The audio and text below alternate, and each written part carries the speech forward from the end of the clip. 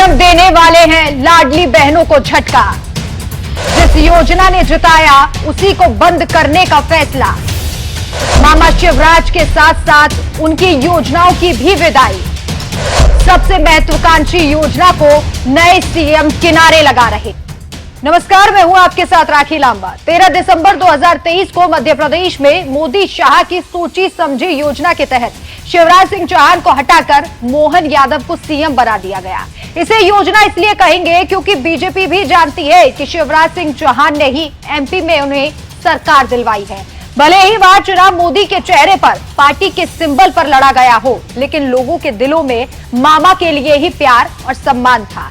मोहन यादव को सीएम बनाना बीजेपी के लिए इसलिए भी जरूरी था क्योंकि शिवराज सिंह चौहान की लोकप्रियता लगातार बढ़ती जा रही थी। लाडली बहनों का प्यार मामा के लिए लगातार बढ़ रहा था, लेकिन ये बात बीजेपी को खल रही थी कि कहीं मामा का कद ज्यादा ना बढ़ जाए। इसीलिए शिवराज को सत्ता से हटा दिया गया ताकि जातिगत वोट बैंक भी संभले और साथ ही शिवराज को भी सत्ता से हटा दिया जाए।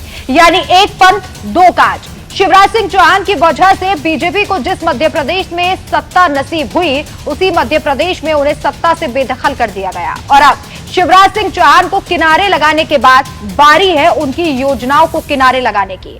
जी हां, एमपी में जल्द ही बीजेपी के नए सीएम पुरानी सीएम की योजनाओं को विदाई देने वाले हैं और इसके संकेत मिलने शुरू हो गए हैं। शिवराज सिंह चौहान बीजेपी नेताओं की बड़ी बैठकों में नहीं पहुंच रहे। ऐसे में लोगों के मन में सवाल उठ रहा है कि क्या लाडली बहना योजना जारी रहेगी, क्योंकि नए सीएम ने इसे लेकर कुछ भी स्पष्ट तरीके से नहीं कहा।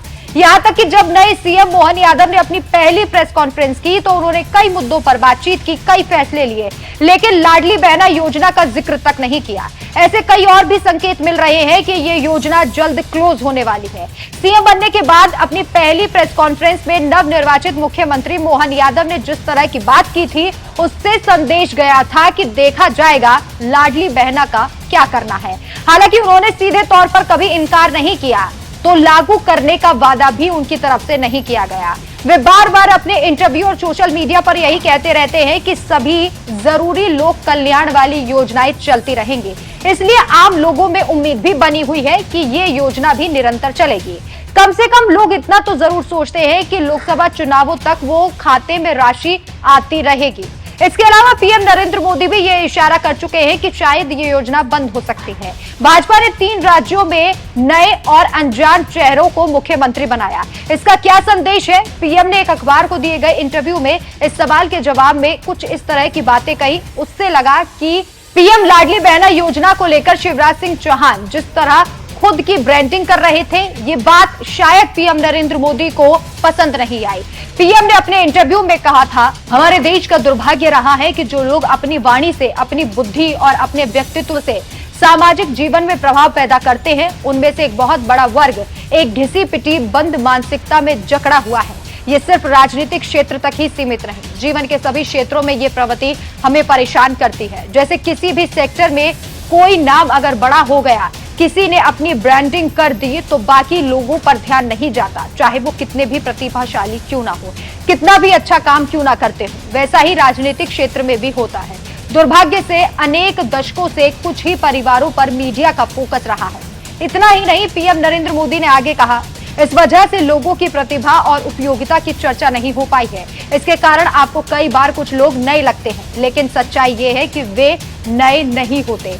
उनकी अपनी एक लंबी तपस्या होती है, अनुभव होता है। भाजपा तो एक काडर आधारित राजनीतिक दल है। संगठन के हर स्तर पर काम करते करते कार्यकर्ता कितने आगे पहुंच जाए, लेकिन उनके भीतर का कार्यकर्ता हमेशा जगा रहता है। इसके अलावा एक और बात ध्यान देने वाली है कि नरेंद्र मोदी लगातार आम आदमी पार्टी और कांग्रेस के फ्री बीज की घोषणाओं से अपनी असहमति जताते रहे हैं।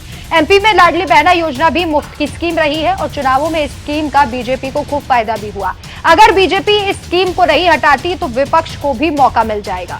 इसके बाद एक नजर कैलाश विजयवर्गीय के बयान पर भी। बीजेपी नेता कैलाश विजयवर्गीय ने तो यहां तक कह दिया था कि क्या लाडली बहना योजना राजस्थान और छत्तीसगढ़ में थी, वहां लाडली बहना योजना नहीं थी, लेकिन भाजपा की सरकार बनी।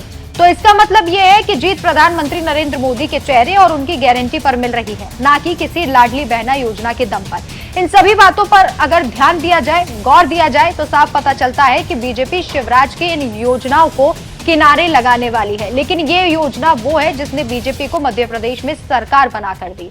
आपकी क्या राय है? क्या ये फैसला सही साबित होगा? क्या सच में मध्य प्रदेश में ये योजना बंद होने वाली है, क्लोज होने वाली है? हमें कमेंट करके जरूर बताएं। नमस्कार।